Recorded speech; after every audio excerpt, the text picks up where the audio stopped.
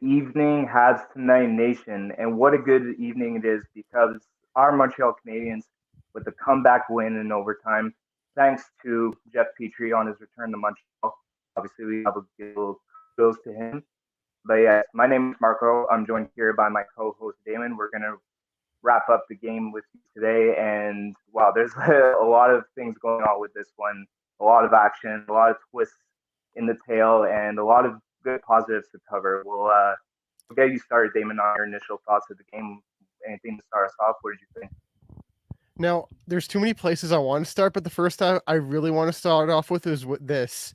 Caden Gooley, the Apple Man, just got 2 apples today, and he's been looking really good so far. I think he's been our best, one of our best defensemen, if not our best defenseman this season so far. And I just can't believe the season he's having. He's one hell of a player so far, and yeah, I just can't wait to see what he does throughout more time this season. Mhm. Yeah, obviously with Mike Matheson's injury, Gooley has gotten the chance to start for our team, and he's been rock solid in every game that he's played. And tonight, getting his first NHL point, and then the second apple to go on top of that. So tonight, a particularly good showing for our boy King Gooley. But yeah, you gotta love the game that he's been providing for the past 3 games. You know, he's a real physical player, and obviously big body in front of the net. You need those solid guys to really hold the fort for you. And obviously, we got a little demonstration of his playmaking abilities tonight with the 2 apples that he got for us. And hopefully, we get a lot more firepower coming from him on the offensive side of things going for the rest of the season. I completely agree. And now the thing is that he's not just good at mobility, and we also noticed that the power play he didn't start on any of the power play units, but throughout the game he got eased into, and he looked really good by getting eased into the power play. Because initially on the second power play unit, the one with the 5 forwards that we have, there was initially it was just all the 5 forwards, but then Caden Gooley got moved in as the power play quarterback, and he looked really good in that unit. And he looks like he belongs as a power play quarterback. And I want to also expand power play quarterbacks to youngsters as well. And I want your thoughts on potentially Jordan Harris getting in on the power play quarterbacking roles this season.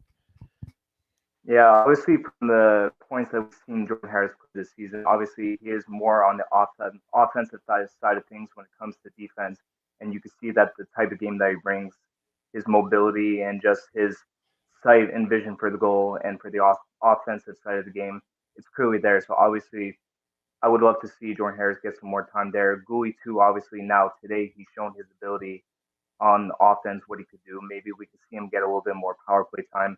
Obviously, Chris Weidman is sort of like capturing that power play quarterback role on the power play one unit, which, to be fair, I believe that he's doing a very good job. And I think that the Habs will keep him there for a little bit. But who knows? If we see him start to slid, maybe we'll see Gooley get a chance there. Jordan Harris, maybe a bit more time on the power play too. But maybe at the minimum, we could have him there slide in for power play two at some point. Him and, I mean, obviously Uri Slavkovsky too, you know, fresh in the league. You want to get him some opportunities and minutes when you could get them. And so far, he doesn't have really much to show statistically, but I think that will come with time. And one step or one way of doing that would be to get him some action maybe on the second unit. You know, he is a big body, and on the power play, you really do want to generate a lot of shots, typically in front of the net. So obviously, he's a good guy to have, a good presence on that power play for the screens, tips, whatever it might be. I think that he could definitely be of value on the second unit, at least get some more opportunities, and hopefully get his first goal for the Habs sometime soon. What do you think of our boy Slav Squatch eventually be making his way in on the second unit? I actually really like the Slav Squatch so far this season. Like I've noticed, unfortunately, too many people in the media, like they've been saying, "Oh, he doesn't have a point per game yet. He's not Connor McDavid. He's not doing all this. He's not Shane Wright." I'll tell you something: the media members and everyone else who's been crapping on him, he's not Connor McDavid. He's Yuri Slavkovsky. He's a big body who's physical, and he plays a really good two-way game, and that's what we've learned so far. And Marty even said in his presser, like he's easing him into 5-on-5 in the NHL, because 5-on-5 versus Europe versus NHL is much different. You don't have the time to make decisions in the NHL as much as you do in Europe. Europe, you can just hold the puck for a good second or two, evaluate your options, and then you can make the best play available to you. And that's what Slavkovsky's been good at in Europe. But the one thing that Slavkovsky needs to adapt to here in the NHL is making the quick decisions, and Marty's working on it with him, which I really like. And he looked really good both ends of the ice today.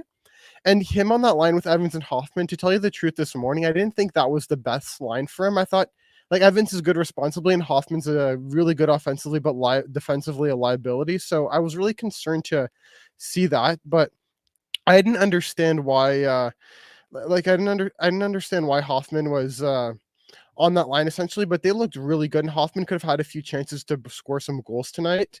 And it knows a lot of it was created from the Slav Squatch's efforts. And also, what did you think of Jake Evans today? Because he looked really good on that line, and also in the PK, even creating some of that offense. Yeah, obviously Jake Evans is the type of player to always give maximum effort whenever he's on the ice, and of course he's showing that today, really making that fourth line stand out. Like you said, I think it was one of Slavkovsky's better games, or maybe his best as a Habs so far. I don't know. I feel like he was really getting in front of the net a lot more, creating more offensive chances. Obviously, Jake Evans had a lot to do with it. It was mostly evident to Mike Hoffman's game. We're not even gonna get the discussion started with Mike Hoffman. Everyone knows what we think about him on this channel.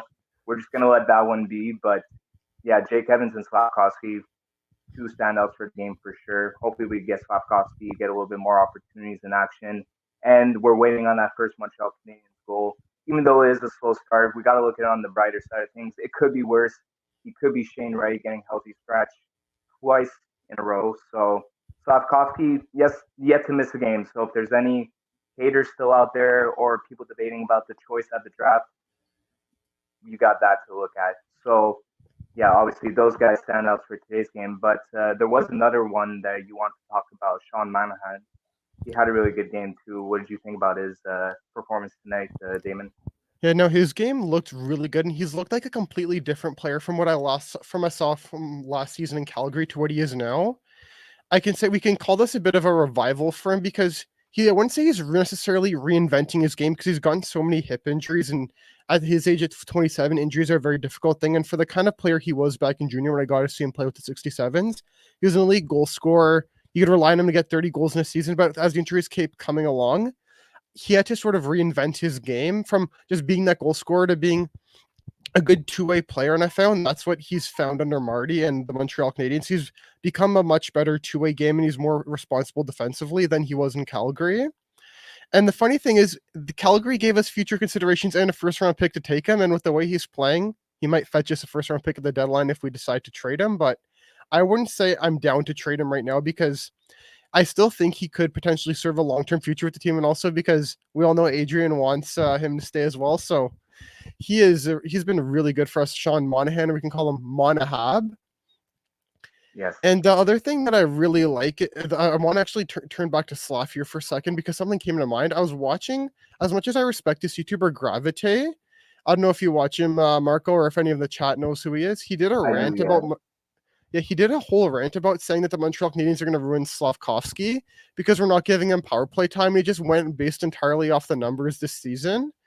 But I think when it comes to Slavkovsky, more people just need to take a look back and just exactly say like what we've been saying on the show today. You just need to listen to the pressers and understand that this management staff has a plan for him, and it's not based all on numbers. Like if a guy gets 10 goals in a game, or like let's say someone puts up really good stats, yeah, you have to look at the whole picture of it. You can't just look at the stats of it. You also have to look at the eye test, and in my eye test so far this season, he's been really good.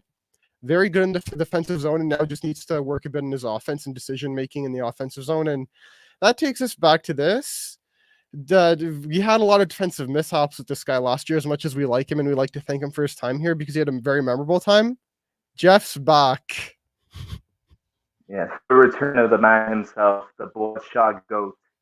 Yeah, I mean, the Habs had a little moment for him during one of the commercial breaks, a nice little tribute for Jeff Petrie. Obviously, he did do us a lot of good, as much as last season, how forgettable last season was, and Jeff's performance particularly was. We can't forget about the season before that when he was up for contention for the goddamn Norris Trophy. So, I mean, obviously, as much as you want to say about Jeff, we do have to look at things in positive light, and we have to acknowledge what he's done for our organization. So obviously, We thank Jeff Petrie for that. But more importantly, today we have to thank him for contributing for the only three penalties that the Pittsburgh Penguins took this game, and obviously the crucial one in overtime that led to the Kirby Dach game winner. Another one who got his first goal as a Habs today. So congrats Kirby on that. But yeah, there's one thing I want to talk to you about with about that with you, Damon, because obviously it seemed though this game every time that Jeff Petrie touched the puck, Habs fans just started automatically booing him. And like I said, a lot of fans have their mixed emotions when it comes to Jeff Petrie. You guys watching in the comments, we'd like to hear your thoughts too about what you guys think of Jeff's time with the Habs. But do you think it was a bit harsh, the reactions that he got tonight? Or do you More think it than was warranted? definitely. Like, he's been through so much for us, and like as much as we may have called him out last season for defensive mishaps when he was in his prime 2020 2021 that year up for the Norris, very good year. And it kind of brings me back to Kotkaniemi and Danault last year. Like, we cheered them at the fans, we cheered them at the beginning, and then they started booing as soon as they touched the puck, which I don't think is very nice, because a lot of these guys here gave it their all for us. And Jeff Petrie, he literally avoided surgery to play for us in the playoff bubble last year. Like, he literally got his fingers reset and his eyes were red like the Terminator. That is what Jeff Petrie has been through for us. I think a lot of people just forgot that as soon as he left and just started booing it. I think that's the one thing in hockey that I feel as Habs fans and all fans, I think, need to realize, like, they shouldn't be booing their former players like that. Like, just because they're gone doesn't mean that they haven't had any past contributions. They did like Jeff Petrie did a lot for us in the past. But the fans that were at the Bell Center should not have booed him, in my opinion, and I found it really harsh and disgusting as a fan. Yeah, I mean, it was a bit tough to see, but at the same time, I feel like a lot of fans are going off the recency bias of Jeff Petrie in the season that he had last year. But obviously, like we were mentioning, you have to look at the bigger picture and what he's done for us, the sacrifices that he's made, especially with his family too. It wasn't a tough situation for him. Them obviously not wanting to move out of the states. Plus, there's a lot of fans getting on top of Jeff's back for that too. And when it comes to personal stuff and family issues like that, that's not something that you should be going after players for. Just stick to what happens on the ice. The personal stuff we can't really control. And if we're talking about strictly what's happening on the ice, besides of obviously last season, we have to look at everything that Jeff Petrie has done for the Habs as a positive. So again, we thank you, Jeff, for the time in Montreal. Obviously for tonight too, for helping us with that win. And obviously Ryan Paling too is another former Hab who made his return tonight to the Bell Center. Not as involved as Petrie or as like not much contributing towards the win as Jeff Petrie was with his penalties tonight. But one guy who was on fire tonight and who I must say is aging like fine wine, getting Malkin with two goals tonight. That guy just doesn't seem like he's slowing down. And the Pittsburgh Penguins look like a real force this season. Luckily, we're able to take them down, showing some positive lights for our team too in the direction that we're heading. I definitely think that we're off to a much better start than we were last season. And keep in mind too, we had Samuel Montembeault in net tonight, who I thought had a good game. Obviously, not the number one star. Jake Allen was out for parental leave. So just imagine in the future with Jake Allen, if he could stay healthy, what this team might look like. I don't know. Very encouraging stuff, at least from my point of view, Damon. What do you think about what the rest of the season holds for us? I think with this rest of the season holds for us so games similar to this, I think we're going to be one of the electric bottom teams in the NHL. We don't have a team that's, I know Kent Hughes said it, not favorites in the Stanley Cup, but I'm going to be a little bit more blunt. We're not really going to be in contention for the playoffs. I think we're in the race for top 4, top 5 pick this year. But I think we're going to be one of those entertaining teams that the fans will enjoy watching night in, night out. Unlike another team, Arizona Coyotes and the Chicago Blackhawks. We won't be like those teams that are pretty much just signed a bunch of guys just to be cannon fodder at the deadline. But I think we will be one of those teams that has a good young core the rest of the season and will still be entertaining. But I heard a report that regarding Jake Allen, I heard a report that's like parental leave. So I don't know if he's going to be away from the team for very long, or I don't know what that situation is going to look like for Jake Allen. I hope everything's okay with him. Yeah, I mean, I think today it was just being there for his kid, but obviously he has had his struggles when it comes to injuries in the past. If we have a chance of being somewhat competitive or not near the bottom of the standings like we were last year, obviously that health's got to be kept in check. And let's just hope that he could stay healthy enough so that he could give us a chance and steal a few games. He's been on fire this season, Jake Allen. And I'm really excited to see what he could do for us in the future. But even if it does come down to that, where he isn't healthy enough to dress and perform, we do have Sonny Montembeau, who I think has proven to be a reliable backup for us. Obviously, last season he got a lot of work with all the injuries and the hospital that were running on our team, but now you can see he's got the experience. He's got a little bit more confidence, a little bit more pep in his step. And you can see tonight had a solid showing. And the more opportunities he'll get, the better that he'll get. So I think there's a lot of positives that we can highlight from our team and a lot of things to look forward to in the future. Obviously, tonight we have Kirby Dach getting his first goal for the Canadians. Uri Slavkovsky showing more promise on offense. Hopefully, he could get his first soon. Kane Gooley with 2 apples tonight. And obviously, the stars like Suzuki and Daddy Caufield just buzzing as always. I think it's going to be just an absolute great sight to see in the future. And yeah, anything else that you want to highlight about this game or any other comments about the team going forward, Damon? Yeah, I want to highlight this right here. Martin Bernier, this is beautiful right now. We have to make sure a team effort to watch Steve Dangle's new episode whenever that comes out, either tonight or tomorrow morning. If you stay up late, probably tonight. But that is I'm gonna have to check the score on this right now because I have to see this. I hope Nick Ritchie scored. Oh, he did. Hey, Nick Ritchie getting revenge against his former team, so that's always pretty nice. And they got You love to see Vlameka. that. The Leafs are Mm-hmm. going to say they got Vlameka when Carol Vlameka beats them. And okay, so this is the update with Jake Allen right here. So we had his third baby. Thank you guys for commenting and tuning in. And Yep. also, we're Congratulations probably to going the to Jake have Allen someone family. else. Pardon? Oh, I was just We're, saying congratulations on the Allen family for the new addition. Oh yeah, congratulations to the Allen family. And also, we're gonna have someone tuning in soon, so we're gonna stay on for a bit more. And yeah, it was just such a good game, and the top of and this is like the top, probably this maybe tops the game against the Leafs. I know that might be a weird thing to say because the game against the Leafs was still really exciting, and we beat our arch rivals. But this game, like a third period comeback, I don't know. This was such a good game, and also just while we wait for our other member to come on. I don't know if you heard about the update with Carey Price, but he still wants to be really involved with the team this year. I want to know what your thoughts, Marco. Well, obviously, Carey Price is obviously the founding. He's the main stone of the team. He is our heartbeat when he's there, even when he's not there. I mean, you saw it for the home opener when he made his way onto the ice. Just the attention and all the love and support that he got from the fans. Even when he's not playing, you could clearly tell what Carey Price means to his organization. And obviously, Carey Price has made it evident with himself and his comments how much the team means to him. So it doesn't surprise me at all that he wants to, stay relevant with the organization and try to help them, especially lead this young group of players down the line and help out in whichever way that he can, even if that may not be with his contributions on the ice.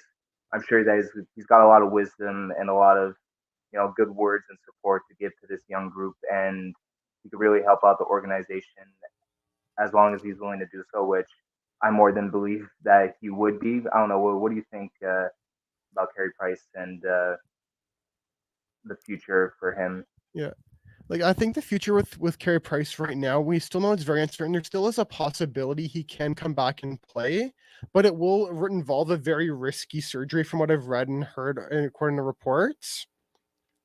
Apparently the report that I heard is like he can get another knee surgery potentially, but it's very risky. So I don't if I was Carey Price, I wouldn't know about that because if that goes wrong, that would affect quality of life.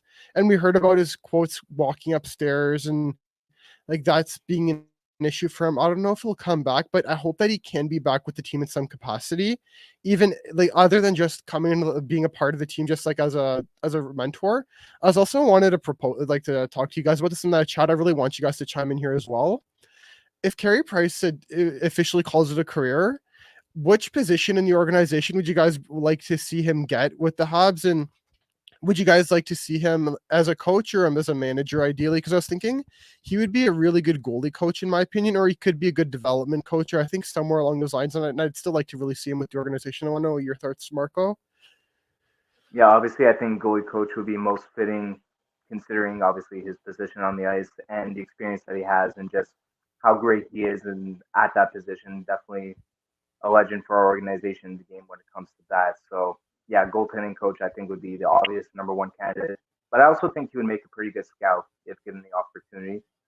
Like to scout for further talent. Obviously, especially in the goalie criteria with our team, the future is still a little bit uncertain. There's a lot of things to take into consideration, like especially with Jake Allen's health, if he could, how many more years he could keep this up, and if Samuel Montembeau, obviously now, like we were mentioning, showing more confidence and a little bit more pep and step with his game, but can he really turn into an NHL starter and really get out of that backup shell? We don't know. So obviously, using Carey Price as a potential scout one day to get the next Carey Price to follow in his footsteps and lead the organization to more greatness in the future, that could be something that would be definitely interesting, and I'd definitely love to see that one day if the were to ever happen. I agree. Also, I want to read two quotes here. There was a funny one from Galley today. As a kid, I liked seeing people in pain. So every time I'd see my grandpa, I'd punch him in the nuts. That was one of the weirdest, yet funniest quotes I've ever seen. I want to know your thoughts because I was just shocked when I read that. Yeah, honestly, I wasn't sure if that was a real or fake quote when I first saw it, but considering Galley and his fiery personality, it doesn't surprise me one bit that he would say something like that. I'm just surprised that it made its way to the media. To be honest with you, that's poor grandpa. Like, you keep in mind, imagine you go see your grandson and then just get a little surprise punch in the nuts every time you see. Like, poor guy, man. But yeah, I don't know. What do you think about that, Damon, when you saw that? Yeah, I just found it really weird. Imagine being the grandpa and just getting punched in the nuts by your grandson, and like imagine at this age if Galley still did it. Oh my goodness! Like Galley's Oh one no, tough customer now. oh no. I'm sure nowadays he's matured out of that phase, or at least I hope. We don't know what's on behind the scenes with the Gallagher family, but yeah, hope for their case, for his grandpa's sake at least, he's still out there. That he's not receiving any more punches, because those punches are definitely hitting a lot harder nowadays than it was when he was a kid, obviously. Yeah, and also there was a second quote from Galley today, and he also said if it was up to him, there would be a statue of Carey Price, and I'm sure we can both agree on this. And would you guys have the statue of Carey Price? I for sure think that he deserves a statue. I definitely think that he's been our best player, at least in the past decade that he's been with the Habs. Ever since he was drafted, he's always been the undoubted superstar of the team, and there's no one who's really proven themselves to. I think in recent memory, since the last time obviously a statue was put up of a player, the player who deserves it the most, I think, well, arguably, in my opinion, would be Carey Price. I don't know. What do you think, Damon? Do you think there's any player that may have a little edge to him? In the comments too, I want to hear you guys' thoughts. Do you guys think that Carey Price would be deserving of a statue? Is there a player who you guys think would deserve it a little bit more than he does? And if so, why? But yeah, Damon, I want to get your thoughts on that one. What do you think about that, buddy? Yeah, I think that he definitely. I think Rogue Pike sums it up perfectly. 10 statues. I think that's the perfect summary for Carey Price. He's done so much for this organization. He's won so much as a hockey player, and also he's a franchise record leader in wins. So I would say that more than definitely he deserves it in 10. He at least deserves 20. 20, yeah, for sure. At least, I mean, no words to describe Carey Price and what he means to the team and what he's done. Say 100%. Yeah, and also I think now this is a good place to wrap up because we're getting a little bit late now, and I want to thank every one of you guys for tuning in and celebrating this nice Habs win. And so, guys, don't forget to get our merch. Yes, obviously, Damon, I'm you're gonna rocking hold the this hat. iconic shot. I'm rocking the hoodie as well. Obviously, we got a huge selection. We have some new additions too that we added to the collection on the website. If you guys want to go check that out, link down below, habstonight.net. Great way to support the channel, obviously. And obviously, we have the great designs and comfort over here. So, just as apparel itself, very stylish, very comfy. But yeah, like we said, great way to support the channel. So, habstonight.net if you guys are interested. Thank you all for tuning in. It was a great night tonight. Great comeback win. First one since the home opener. Obviously, this is one that a lot of the Habs fans were waiting to see, and it was done in such great fashion. A lot of positives to highlight from this game, like we had mentioned earlier. Any final thoughts before we wrap up the show, Damon? I just want to say thank you guys. Thank you again, Marco, for joining me today, and thank you guys in the chat who came in, and cheers, guys.